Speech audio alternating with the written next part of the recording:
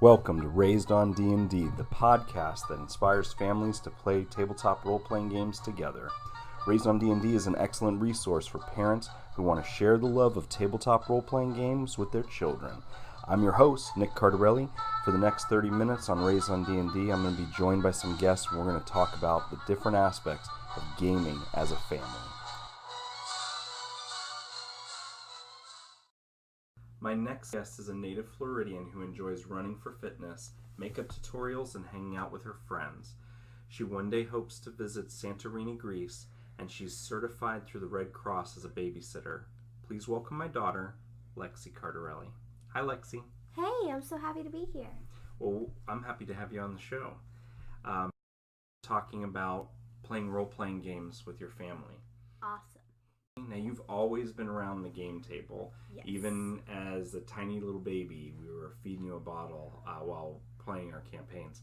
Yeah. But can you tell us your earliest memory of role-playing with your family? I think the earliest memory that I can remember the game, because I can always remember sitting around the table, but I think my earliest memory of the game would be when I was about 7 years old. We played a game called Camp Myth. Now, Camp Myth was based on a fiction book series, and it was created by Third Eye Games. But can you tell us a little bit about what you remember about Camp Myth? Gosh, it was a really long time ago, but I was like a fox girl thing. I was part human, part fox. So I think that's called a kitsune. A kitsune. Okay, yeah, that was really cool. And I remember it was like a summer camp for all mythical creatures. Mm-hmm. So there were minotaurs and cyclops and everything you would hear in any type of mythology. It was really cool. And you had to earn badges in every episode that you played. So the first one that I can remember, we had to go into the woods and collect a phoenix feather. Can you share your favorite role-playing game experience? Oh wow, I gotta pick one. Yeah. I think my favorite was during the year campaign that we did with my brothers and my cousin and my mom. I played a elf sorceress, and that was great. I remember, Do you remember what your brothers and your cousin and your mom played? My mom was a dwarf. My Josh, he was a paladin. I think he was human. Yeah, he was human. And he was a knight paladin. And Zach, he was a half-orc. Yep. Because I remember an episode where somebody calling him half-breed. So, yeah, I think he was half-orc. And then Caleb was a human. My cousin was a human. And he was a fighter. And I think one of my favorite memories was when Caleb joined. Caleb was so excited to play this game because he had never played before. And growing up playing it, I didn't really have any recollection of somebody's reaction to a character sheet or anything because I had always been around it and my brothers had always played it. So not only was it first time playing with somebody who had never played before, it was the first time playing with somebody who wasn't my brothers. So that was great. And my favorite memory was when he joined and we had to fight a ogre or a troll. Was it a troll? Yeah, it was a troll because I remember his teeth came out. It was cool. But Caleb, he was so excited. Everything made him excited about what he was going to do next and what the troll's reaction was going to be. And I think he cheered when, like, he stabbed it or something, and he was like, yes! And that was so great. And then I did, like, magic missile on it and acid splash, and that was awesome. Acid splash was my favorite that day. I was like, yes, most damage, let's do it. So that's my favorite. That was my favorite, that campaign. So really introducing someone new to the game was really exciting for you. Yes, it was. Because everybody I had ever played before was either family or they had been playing for 20 years. So, meeting somebody and realizing, oh, you've never played it before? What? Were you crazy? Like, what's going on? And then seeing them understand it and experience it for the first time. That was great. Now you said it was hard to pick a favorite part of that campaign. Was there like a part of that campaign that, you know, it wasn't your favorite at the time, but now looking back, maybe you feel different about it? Yes, there was. During the campaign, we had this time wizard or something, and he could control going back in time. And we ended up going to the future. And at the time I was like, that sucks. This is a Renaissance fantasy game. It's not a sci-fi game. Why are you changing it? I miss my character back when, you know, she was in the Renaissance. I miss taverns and stuff. What? No, Dad, no, you change it back, you know. It really, you know, stunk. But because you guys went to the future, and going to the future went from a medieval fantasy to a sci-fi space opera fantasy, right? Yes.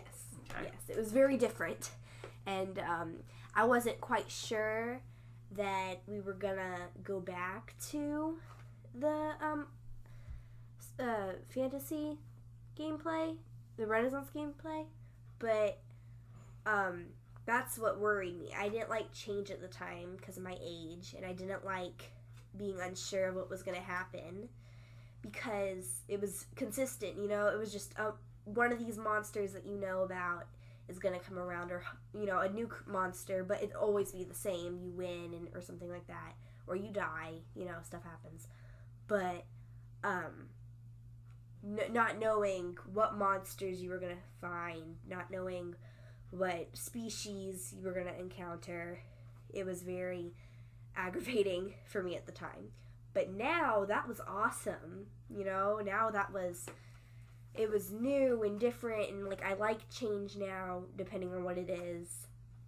So looking back, that was a great moment in the game. But at the moment, in the time that it happened, it was not. So that so when you were in the moment of traveling to the future, that was kind of scary and unpredictable.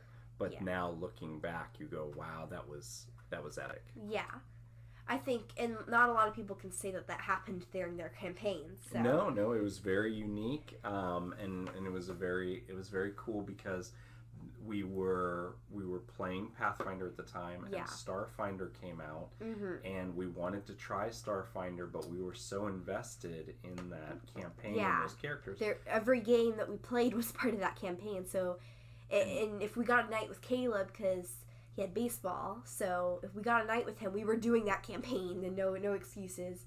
So, unless we wanted to stay up till 1 a.m, which we couldn't, we had to intertwine it. Well, and that, and plus you had the time traveling wizard as the bad guy, and you guys had run down that storyline, and then for me as the game master, the next logical step was to take you to the future. So you've played. You mentioned Camp Myth earlier, but you've played quite a few different role playing games besides Dungeons and Dragons. Yes. Do you remember all the different kinds of games that you've played? Mermaid Adventures. I mean, I don't really remember the adventure because I was so little, but I remember I was so excited because it was mermaids and I was a little girl, so of course, mermaids, yay, mermaids, princesses, fairies, whatever. So that was one, and there was... Well, I remember you played Star Wars. Oh, yeah, Star Wars was great. Yeah, I was a Twi'lek in that one. Remember that? Mm-hmm. I think I was a Twi'lek. And that was so cool. And we had there was like a space pirate or something, and we were on his ship trying to steal it, and that was great. Okay. There was like distractions, and then we shot people. It was like kill the bad guys, distract the bad guys. It was just all over the place. That was great. Star Wars was awesome. Did you remember the Mutants and Masterminds adventure where you played superheroes and you get to play your favorite superhero? Yes, I remember that because I was Black Canary. At the time, Black Canary was just awesome to me. I loved Black Canary. She was cool and different because I was always a Wonder Woman girl, and then I was like, oh wait, there are all these other female superheroes, and Black Canary just struck me as awesome. And how was it? How did it feel different getting to play Black Canary versus in a role-playing game versus reading about her in a comic book or watching her on a cartoon? I think a lot of the time I'm trying to think, what would Black Canary do? Because of course, like when you're playing Dungeons and Dragons or Pathfinder, you're the character, it's whoever you want them to be. But playing a character who already has an established personality, you want to try to become that character instead of change the character into you. So I think it was a little hard because even though I was so enthusiastic about Black Canary, I didn't know a lot about her. I mean, I still like Black Canary, but I know a lot more about her personality and what she would do in a situation than I did because I was so young. But that was definitely great. Very cool. And do you remember anything about that adventure? Do you remember what the bad guys were or anything like that? I feel like I remember. Now, correct me if I'm wrong. We were at a mall. Oh yeah, there's the part of the episode with the mall. I think it was like a supervillain or something that robbed a store. Mm-hmm. And Zach was Kid Flash. I don't remember who Josh was. He was Robin. Robin. Okay, yeah, that's right. Because they both wanted to be like youthful superheroes. They didn't want to be like I think they didn't want to be the grown-ups. They wanted to be the teenagers. Mm-hmm.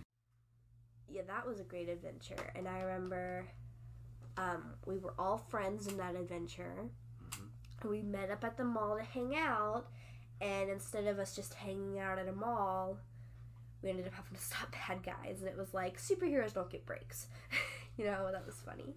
But just in game, I didn't, have a lot of envy issues in real life. But like, but maybe I did. I don't remember. I was little. Little girls do that. Did you have a favorite NPC, like a character that wasn't a player that you really liked in any of the games we played? There's a lot to go through in my head right now. Sure. So, let me scroll down the list, The first one that comes to mind for funny would be during the campaign that we had with Caleb during the... I don't remember what to call it, like if it had a name or something. Making of Legends. Making of Legends, okay. During that campaign, I was very charismatic. Mm-hmm. Because at the time, I wanted to be the most beautiful person. And elves are gorgeous, so I wanted to be an elf and be beautiful and be very charismatic. So all my stats, charisma was my highest. So we were newcomers in the town. The head of the guard and his second-hand man was around. And I thought, oh, well, I'll use my charisma so that they like us and don't get mad at us, because they said that they didn't like how the Pathfinder Society would always step on their toes and get in the way of things instead of helping. Mm-hmm. So I was like, oh, well, I better do some charisma and diplomacy on this guy to make him lay off. Instead, I did too well of a roll.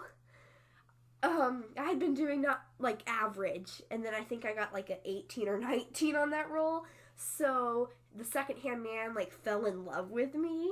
Okay, so not the handsome, brave captain of the guard. Oh, this guy was wimpy. It was the cowardly, wimpy sidekick. Yeah, and, I mean, I'm kind of glad that I didn't have to imagine the head of the guard in love with me, because he was, like, an old man, but...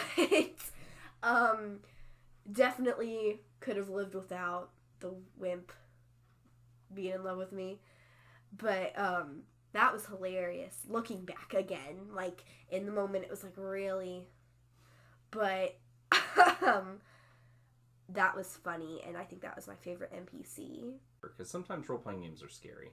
Do you remember, like, a scary scene where you were afraid or you thought your character wasn't going to survive or something like that?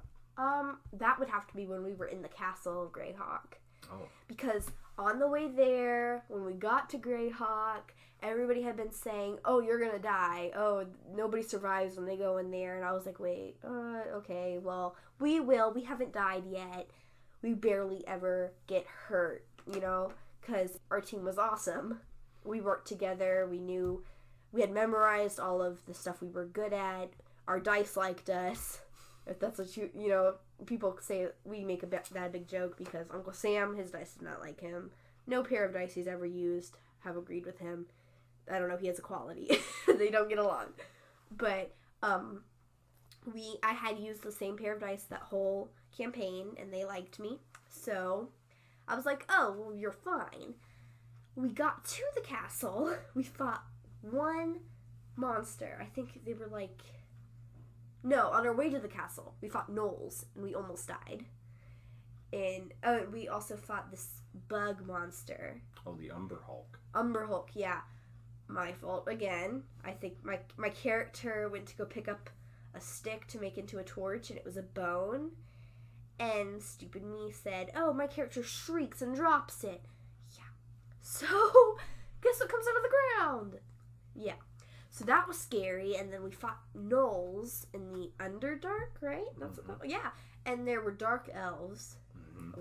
We just barely escaped from them, and I remember that adventure because, what was it, Stone Call, right? The spell that I used? Oh, yes. Mm-hmm. I don't remember because I usually play rogues now, but yeah, you caused it caused avalanches, yeah. Or cave-ins. Cave-ins. And they went on top of the elves and the gnolls, and we were safe, and we were able to leave. And that's when, like, we fought an owl bear after that, and all this stuff, it's building up to the castle, but you almost die in all of it. Mm-hmm. The next adventure goes by, and then the other one goes by, and you're about to enter Greyhawk, and guess who comes back? It's like, what? So... those were scary, and then in the castle, there was a vampire that we had to fight. Mm-hmm. And, I did not like, it was Dracula or something, and there was also mind flayers, and that was a scary adventure. So you were already making up another character in your mind. Yeah, I was like, maybe I'll be something else. Am I going to be a sorceress next time? Like, I don't know. So it's been a little while since you role played. Yes, it has. And so do you miss it? Do you are you hoping to get into another family campaign, or are you wanting to maybe game with your friends? What are you thinking about next? Well, I do have some friends. I think the biggest thing was me and my brothers, I got very, it was very hard to not fight with my brothers when we were playing. My whole life we've done that, we're brother and sister, it's gonna happen. But I think it got to a point where my brothers were just really annoying, and I just wanted my space more than ever. So I stopped playing because I was trapped with them at the table for God knows how long, and you can't just storm off when you're playing.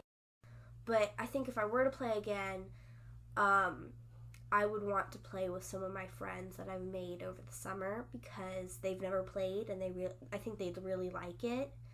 And we're always making jokes and stuff in real life, so I'm like, oh, well, it would be great to make jokes about in the game because we already like stuff. We already like fantasy stuff and sci-fi especially.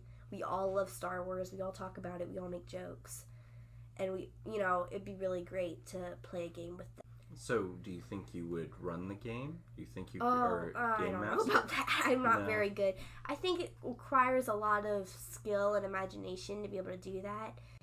And I think I wouldn't be able to. It's one thing when you're being told what's happening and you're able to picture it in your head, because that's like reading a book or watching, a podcast or listening to a podcast or something like that, like this. But when you're making it up, especially if it was on the fly, or if I had to write an adventure, I don't think I could do that. I think you would probably be great to introduce them to it. I think if you ran a game for me and my friends, that'd be good. So you think that if you wanted to game with your friends, that it would be better to have a game master and then you could actually play it. Yeah. And I also think I don't want to be like, I haven't even talked to them about it. I think that I wouldn't want to be like, oh yeah, I've been playing this game my whole life, here, I'll run a game for you guys, like I think we'll all experience a new adventure that I've never played before and they've never played before together, because when you're all experiencing something new and different, it's easier to relate on it. What advice would you give to maybe some of the families who are listening about, getting the teenagers to sit down and play D&D? It just depends on their maturity level, but I would say that the advice to give would be not to be pushy. Oh, okay. If they don't want to play it right away, don't get upset. Don't be like, oh man, you're breaking my heart. You don't want to play this game. Don't be like that, because it's just gonna make them be like, oh my gosh, my parents are being so annoying. They want me to play. They're forcing me to do something, which is gonna make them resent it when they get older, and they could probably never like the game. So don't be pushy as a something not to do. What's something that somebody can do though to help encourage the teenagers to put down the phone and sit down at the table and play Dungeons and Dragons? Well, I think there are like groups at in our town. There's one at the library. Yeah, there's a Dungeons and Dragons group at the library, right? Yeah, and I think that helps because you don't know even though it might be intimidating because you don't know the kids there, but if you make friends there, like if you're shy and you don't have a lot of friends, if you make friends there and you like the game, then it might not seem as intimidating or as boring to play it with your parents. So with teenagers, what you're saying is you're saying that either take them somewhere where other teenagers play it and let them try it with them. Yes. Or your original suggestion was have them invite their friends over. Yeah. For the parents to run the game for the teenager and their peers. And of course, you could say, invite your friends over and we'll have a party and play the game. That sounds better because, hey, I'll order pizzas and we can play a game and it'll be really fun. Oh, so you guys can all design your own characters. Making it an event. Making it an event. Okay. So that way you're not saying, hey, I want you guys to play a game with me. You're saying, oh, hey, you know what we never do? We never have parties. Let's have a big party and we'll play this game. It's really cool. You can design your own characters. Get them enthusiastic about it. Work it up, and then they're going to go, hey, there's a party this Friday night at my house. Who wants to come? And then maybe 5 or 6 of their friends are going to show up, and then they're going to have a huge table. Then they're going to want to do that again. So, boom, you're good. Your kid wants to play it again. You can make it like a once a month thing. And then you can say, hey, how would you like to do it? Just a family game. And maybe if they have siblings, or how about like invite your other members of your family, like your uncles and your aunts and grandparents, and then have like maybe one of their friends, just so that they don't feel like, oh, I'm playing a game with my family. It could be like, oh, I'm playing a game with my cousin, or I'm playing a game with my best friend and my family, or my best friend, my family, and her family. It makes it more of a party, not just a game. That sounds fantastic. You have literally been raised on D&D. Yes, it's the title of this podcast is my life. Is your life, right? And what do you think the most valuable lesson you've taken away from D&D so far? Well, I learned a lot about ethics. I learned when people are tricking you, because there'd be like a villain who you thought was your friend, and then they'd say things, that sounded really good, and then you'd like do something for them, like give them gold or run a mission for them, and then you find out, oh, that mission that you did actually endangered like a whole species or a whole village of people, something like that. So you can tell when people are manipulating you just a little bit. I mean, it's hard because when you're, in middle school or whatever, it's easy to ignore signs when you really want somebody's approval or something. So not a lot of times when somebody's manipulating you, but playing the game can help. And it can help with your social skills, like I said. It helps to, I've always been a real talker, but when you imagine that you're not actually talking to a real person, you're talking to, some species in a make-believe world. So you're not nervous about what that person is thinking about, because it's just an NPC. You don't have to worry about it. You're gonna not see them after this one-timer, So you don't have to worry about letting something slip and then them making fun of you for it a week later. So it can help your social ability to talk to friends and make new friends, because you're making new friends in the game. So not only do you have friends in the game, but you have friends in real life because you play the game with them. There's all kinds of things that you got to take away from D&D. You learned about ethics. You learned about you got to learn about manipulation. Yeah. You got to learn. You get to exercise social skills. You got to kind of take out frustration. And you said that you learned a lot about ethics, like scenarios that you wouldn't have been able to be in without the role-playing game, without Dungeons and Dragons, because you got into these situations where you had to kind of choose what was the best thing to do and what was the good thing and the heroic thing versus what was the selfish or evil thing to do. Yes, definitely. And when you're 7 years old and you don't really have a lot of dramatic experiences. Mm-hmm. I mean, of course, there are kids at school and bullies and stuff like that, but it's not as dramatic as you can make it in D&D. So, it's really cool. I always wanted to do things on my own. So, getting to play an adult, and you would say, the game master would say, or the dungeon master would say, what do you want to do? And I'd be like, it's my choice. I can do whatever I want. You can say whatever you want. You can do whatever you want. You're independent. You don't have to be like, what do I do? What do I say? You can do it yourself.